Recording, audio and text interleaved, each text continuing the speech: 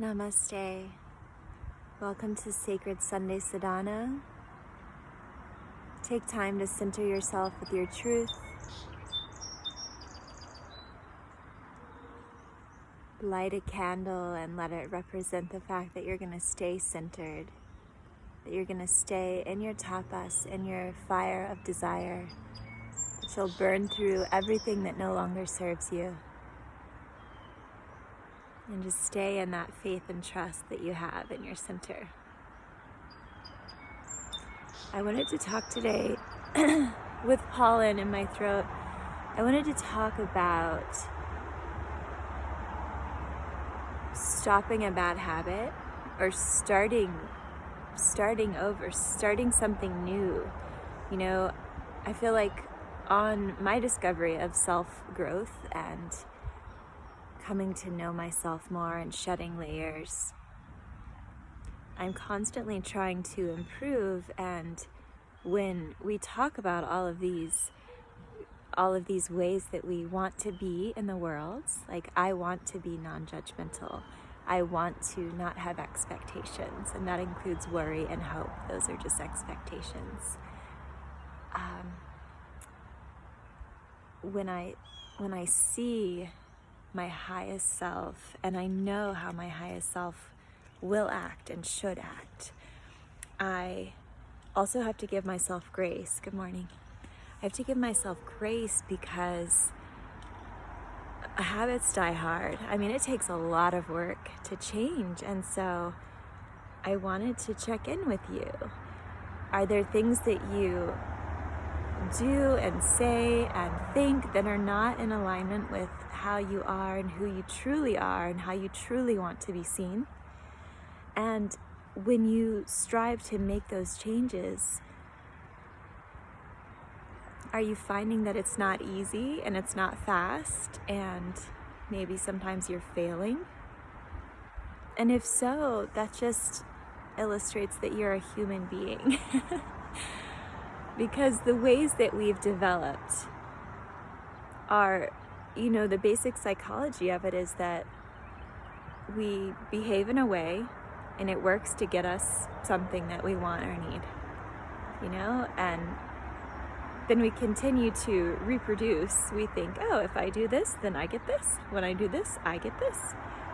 But there comes a point when doing this no longer gets that, or we see that doing this gets me that, but there's all these consequences, So I just want to remind you on your journey to change and to grow and to become the you that you know you are and that you want to be.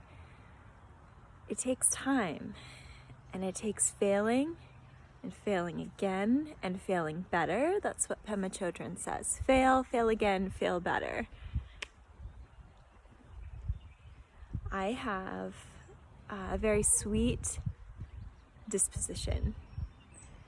I also have an irate temper, and I've been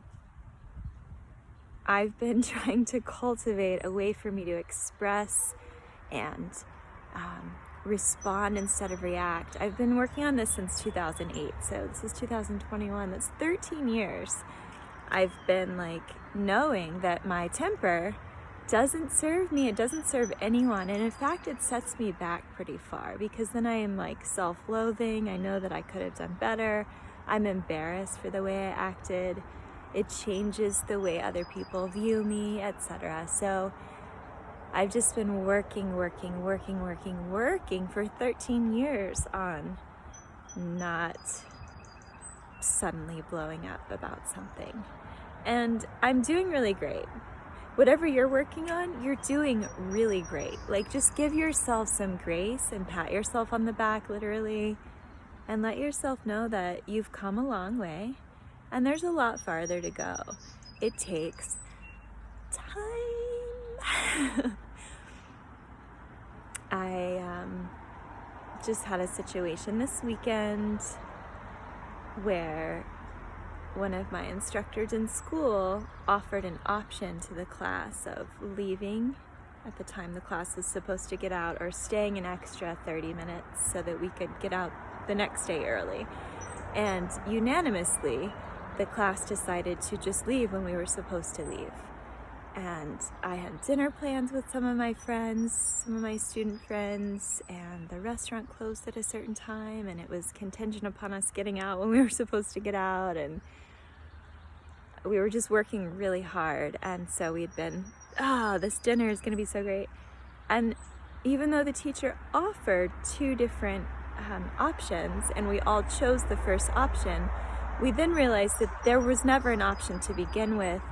She was presenting two ideas, hoping that we would all say the thing she wanted us to say, because that had already been decided. So even though we all wanted to leave, we didn't leave. We had to stay an extra 45 minutes and do more lecture. And I was irate. Not so much because I wasn't going to get out at the time I wanted to and that I would miss dinner, but that it just feels very controlling for me when someone is to offer an option that's not even real. Like, it seems very egotistical and very passive aggressive, and it's violent communication, I feel like. And I could have handled it very differently than I did. I have the tools to have handled that so much better than I did, but I made a scene. And I stood up for what I thought was right in the moment, and I loudly exited the classroom. And as soon as I got down the big staircase, I thought, oh my gosh. I thought I had worked on that temper enough that it wouldn't have happened that way, but it did. So then I just had to work with, like, what was that really about?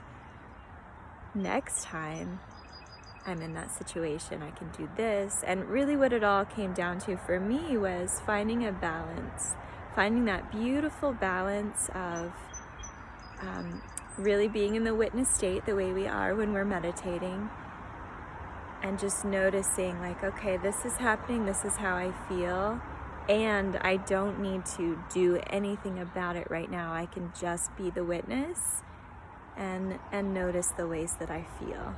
And I still could have quietly exited the classroom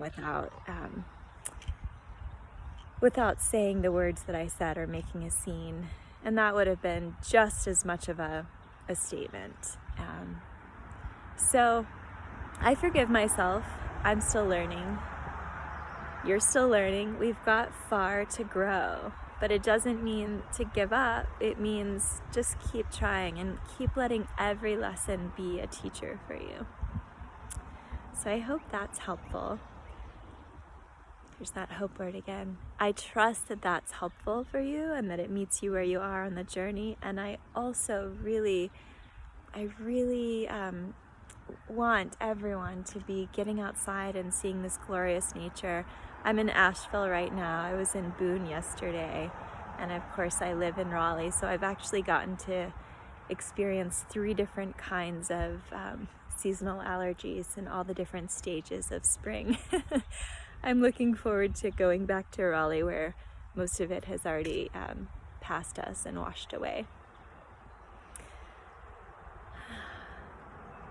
May you stay in alignment with your true self, and may you notice all the magical moments of everyday life. Namaste.